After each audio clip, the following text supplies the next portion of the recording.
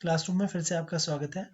आज की इस क्लास में हम पढ़ेंगे रिफ्लेक्सिव, सिमेट्रिक, ट्रांजिटिव और इक्विवेलेंस रिलेशन पर बेस्ड कुछ इंपॉर्टेंट क्वेश्चंस। सबसे पहले हम पढ़ते हैं क्वेश्चन नंबर 5। क्वेश्चन नंबर 5 ये कहता है, check whether the relation R in R defined by R equal to a, b such that a is less than b cube is reflexive, symmetric और transitive. हमको ये चेक करना है कि क्या ये रिफ्लेक्सिव है या फिर सिमेट्रिक है या फिर ट्रांजिटिव है। ये जो आर है ये R set of real numbers के लिए है।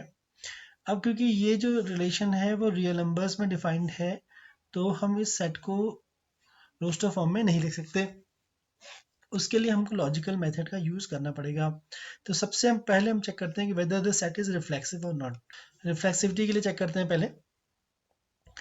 अब डेफिनेशन क्या दिया है? डेफिनेशन दी है हमको a is less than equal to b cube where a b belong to R. ठीक है, R is the set of real number. Now reflexivity के लिए मैंने आपको बताया था कि क्या करते हैं, हम b को भी a में कन्वर्ट कर लेंगे। Let a remain a and change b to a also. ये हो जाएगी condition a is less than equal to a cube. अब ये अगर यहाँ पर नेचुरल नंबर्स या होल नंबर तो सर्टेनली ये जो कंडीशन होती है वो ट्रू होती है और रिफ्लेक्सिव हो जाता है। लेकिन यहाँ पर जो आपको सेट दिया है वो सेट दिया है set of real number. Real numbers के केस में ऐसा होना पॉसिबल नहीं भी हो सकता। Even in set of integers में ये पॉसिबल नहीं है। फॉर एग्जांपल मैं लेता हूँ -3। -3 इज लेस देन -3 का क्यूब कर लेते हैं अगर, तो ये हो जाएगा -3 इज लेस देन और इक्वल टू -27। तो ये फॉल्स हो गया। This statement is false. इसका मतलब ये हुआ R is not reflexive. Now अगली कंडीशन है सिमेट्री की।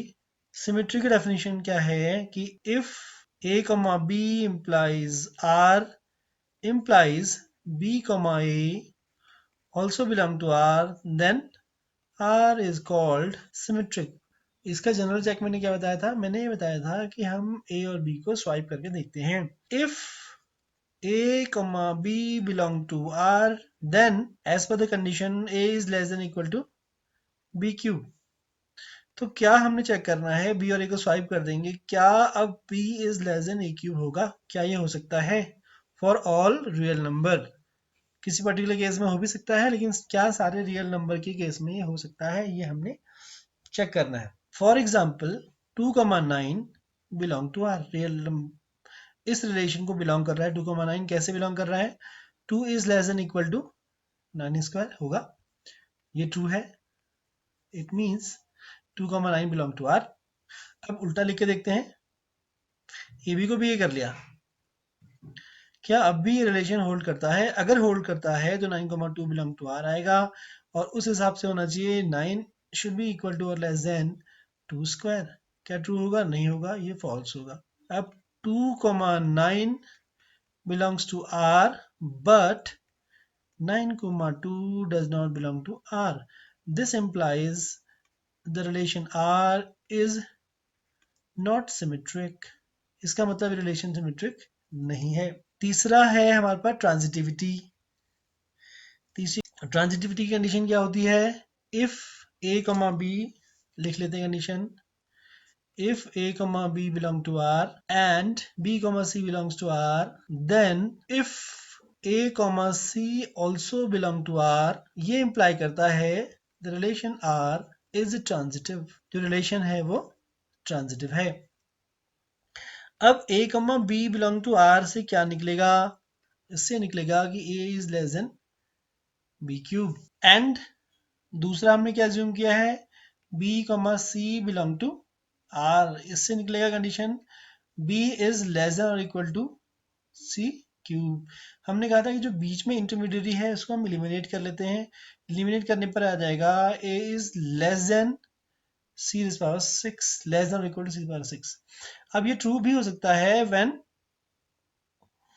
b is positive, when b is positive integer only। अगर b पॉजिटिव इंटीजर है तभी ट्रू होगा, बाकी केसेस में ट्रू नहीं भी हो सकता है। और वैसे भी हमको यहाँ पर c की पावर 6 नहीं चाहिए, यहाँ पे c क्यूब होना चाहिए था, तो वो चेक तो हमारा यहाँ पे हो नहीं पाएगा। तो इसके लिए भी हम क्या करेंगे, कुछ एग्जाम्पल्स ढूंढ लेते हैं। तो मैंने कुछ एग्जाम्पल ढूंढ के रखे हैं। Now in this case 3/2 belong to r। देखते हैं कैसे बिलोंग करता है। 3 is less than equal to 3/2 का क्यूब, ये आ जाएगा 27/8। तो 3 is less than equal to 27/8, 8 3 से 24, 3 and 3/8 ट्रू हो गया है। इसका मतलब है this belongs to R, correct है। देन सेकंड क्या है, सेकंड एग्जांपल ले लेते हैं इसमें 3/2, 4/3। 3/2, 4/3 बिलोंग टू आर, चेक करते हैं। 3/2 is less than equal to 4/3 होता है या नहीं होता, चेक कर लेते हैं। 4/3 का क्यूब होता है कि नहीं होता। ये हो जाएगा कितना, 64 अपॉन 27। तो 3/2 is 3/2 means 1.5 is less than और equal to 27, 2 is 54, 2 and 10/27, obviously true है। Now 3, 3/2 belong to R and, ये बहुत नेसेसरी कंडीशन है, and 3/2, 4/3 belongs to R does not implies 3, 4/3। कैसे कह रहे हैं हम, क्यों, चेक कर लेते हैं। 3 इज लेस देन और इक्वल टू 4/3 क्यूब लिख लेते हैं और चेक कर लेते हैं। 3 is less than equal to 64 upon 27, कितना हो जाएगा ये है 3, ये हो जाएगा 27, 2 is 54, 10/27, ये फॉल्स आ गया। हेंस कंडीशन सेटिस्फाई होगी मेरी। Now 3, 3/2 belong to R and 3/2, 4/3 belong to R। ये बीच में कॉमन आ गया इंटरमीडिएटली, 3/2 एंड 3/2। ये इंप्लाई कर रहा है कि 3, 4/3 does not belong to R। 3, 3/2 belong to R, 3/2, 4/3 belong to R। अब जो इनका इंटरमीडिएट है ये यहाँ पर है, लेकिन इससे ये फॉलो नहीं हो रहा है कि 3, 4/3 मतलब ये वाला 3, 4/3 बिलोंग टू R नहीं हो रहा, क्योंकि हमने देखा कि 3 is not less than 2 and 10/27। Hence R is not transitive, तो ये ट्रांजिटिव भी नहीं है। तो फिफ्थ क्वेश्चन हो गया सॉल्व। अगला हम देखते हैं क्वेश्चन नंबर 8। क्वेश्चन नंबर 8 में आ जाते हैं। क्वेश्चन नंबर 8 कहता है कि show that the relation R in a set A 1, 2, 3, 4, 5 given by R is equal to A, B such that modulus of A minus B is even is an equivalent relation so that the elements 1, 3, 5 are related to each other and all the elements of 2, 4 are related to each other, but no element of 1, 3, 5 is related to any element of 2, 4। तो दो part में है, बल्कि 4 part में है ये। First part discuss करते हैं। अब यहाँ पर जो है वो सेट ए जो है वो काउंटेबल सेट है। हम चाहें तो यहाँ पर इसको रोस्टर फॉर्म में भी लिख सकते हैं। अब यहाँ पर अगर सारे रिलेशंस को हम रोस्टर फॉर्म में लिखेंगे तो 5p2 यानी कि लगभग 20 हो जाएंगे। 20 हो जाएंगे तो बहुत बड़ा हो जाएगा। तो हम क्या करते हैं, इसको भी लॉजिकली सॉल्व कर लेते हैं। सबसे पहला है रिफ्लेक्सिविटी। रिफ्लेक्सिवनेस के लिए चेक कर लेते हैं। रिफ्लेक्सिवनेस की डेफिनेशन ये है, एज पर डेफिनेशन इस रिलेशन में 1, 1, 2, 2, 3, 3, 4, 4, 5, 5 इस तरह सारे एलिमेंट होने चाहिए। अगर हम 1 - 1 करेंगे या 2 - 2 करेंगे या 3 - 3 करेंगे, इसी तरह से 4 - 4 करेंगे या हम 5 - 5 करेंगे, तो सारे आएंगे 0 के बराबर। 0 is divisible by 2 which is even. तो क्या होगा, 1, 1, 2, 2, 3, 3, 4, 4, 5, 5 all belong to R। It means that R relation R is reflexive. एक चीज ध्यान रखना, एग्जाम्पल से हम तभी प्रूव कर सकते हैं हम जब सारे के सारे एग्जाम्पल हम यहाँ ले लेंगे, मतलब एग्जॉस्टिव सेट पूरा लेना पड़ेगा एग्जाम्पल का। केवल एक या दो एग्जाम्पल लेने से हम किसी चीज़ को प्रूफ नहीं कर सकते। अगर हमें किसी स्टेटमेंट को प्रूव करना है तो उसके लिए हमें लॉजिकली प्रूफ करना पड़ेगा। यहाँ पर तो ये केवल पांच ही पॉसिबिलिटी थी, इसलिए हमने यहाँ पे इसको सारे एलिमेंट ले लिए एक साथ, अदरवाइज ये हमको लॉजिकली प्रूफ करना पड़ता है।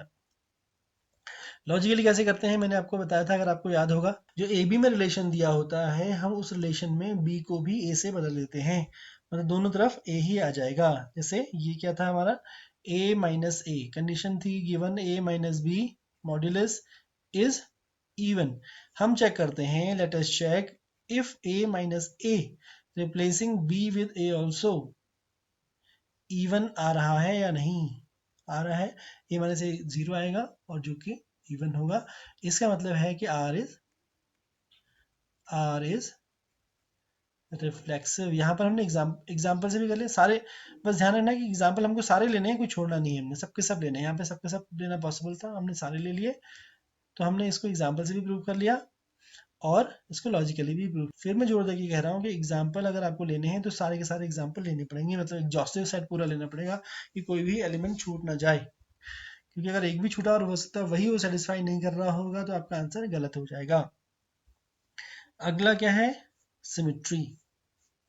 सिमेट्री की डेफिनेशन क्या है, if a comma b belong to R implies b comma a also belong to R for all a comma b belong to the set A। ये डेफिनेशन है सिमेट्री की। अब यहां पर भी हम उसको लॉजिकली प्रूव कर लेते हैं, let a minus B modulus is even. ये इंप्लाई करता है modulus of minus b minus a is even. अब मॉड्यूलस का मॉड्यूलस पॉजिटिव होता है तो ये क्या आ जाएगा, modulus of b minus a is also even आ गया। इसका मतलब ये हुआ कि b comma a also belong to R, hence a comma b belonging to R implies b comma a belong to R, hence yeah, this implies our relation R is symmetric। ये imply करता है कि relation R जो है वो symmetric है। तीसरा है ट्रांजिटिविटी। इसमें क्या होता है, if a comma b belong to R and b comma c belonging to R implies a comma c belonging to R for all a comma b comma c belong to R, then relation R is called transitive। This is the definition of transitivity। if a comma b belong to R, ये कहता है कि modulus of a minus b is even. इससे ये भी follow होता है कि a minus b is even और b माइनस ए भी हो सकता है। और हम एज्यूम कर लेते हैं b comma c belong to R, तो इससे क्या फॉलो हो जाएगा, b minus c is even, that is b minus c is even. b minus c या c माइनस दोनों हो सकता है ना। इस केस में अगर हम दोनों को ऐड करते हैं तो इससे क्या निकल जाएगा, इससे निकल के आ जाएगा, b से b कट जाएगा, a minus C is even आ जाएगा। a माइनस सी इवन होगा तो modulus of a minus C भी इवन होगा। इससे क्या निकल जाएगा कि a comma c belong to R, because this is the definition of the relation. अब जो रिक्वायर्ड कंडीशन थी वो आ गई, if a comma b belong to R and b comma c belong to R implies a comma c belong to R, then R is transitive। सारी condition follow हो रही है, सेटिस्फाई हो रही है सारी कंडीशंस, इसका मतलब है कि ये जो रिलेशन है वो ट्रांजिटिव भी है। अच्छा, अब आते हैं इसके रिमेनिंग पार्ट में। यहाँ पर इसको ऐसे डिस्कस कर लेते हैं। ये कह रहा है कि all the elements of 1 3 5 are related to each other. अब 1 3 5 1 3 5 तीनों ही ऑड हैं। Now we know that the difference of two odd number is always even. चाहे आप 1 3 लें या 3 1 लें या 5 3 लें या 3 5 लें या 5 1 या 1 5 ले लें, तो ये जो डिफरेंस आएगा हमेशा इवन आएगा. It implies that these elements are related to each other. Again दूसरे वाले में आते हैं, अगले पार्ट में आते हैं. अगले पार्ट में हमको दो एलिमेंट दे रखे हैं 2,4 और हमको शो करना है कि ये दोनों एक दूसरे को रिलेट कर रहे हैं, मतलब इवन आ रहा है इनका difference as per the definition of the relation. 2 4 करें या 4 2 करके उसका मॉडुलस ले लें, दोनों केस में हमें इवन नंबर ही मिलेंगे. इसका मतलब है 2,4 भी एक दूसरे से रिलेटेड है. Third part, but no element of 1 3 5 is related to any element of 2 4. अब पहले वाले सेट में 1 3 5 और दूसरे वाले पहले वाले सेट में जो 1 3 5 है इसमें सारे ऑड हैं, दूसरे वाले सेट में जो कि 2,4 इसमें सारे इवन हैं. And we know that the difference between an even and odd number is always odd number. एक इवन नंबर का और एक ऑड नंबर का जो डिफरेंस होगा वो हमेशा ऑड नंबर होगा, जबकि हमारे फंक्शन की डेफिनेशन में क्या दिया है कि जो डिफरेंस आना चाहिए वो इवन आना चाहिए. तो इसका मतलब हुआ कि ये वाले सेट का और ये वाले सेट का आपस में कोई रिलेशन नहीं है. अगर आप एक एलिमेंट यहाँ से लेते हैं, दूसरा एलिमेंट यहाँ से लेते हैं, तो वो एक दूसरे से रिलेटेड नहीं होंगे. आज की वीडियो में इतना ही. अगली वीडियो में हम पढ़ेंगे फंक्शंस, उसके डोमेन, उसके रेंज और उसके टाइप के बारे में. Thank you for being with me till the end of the video.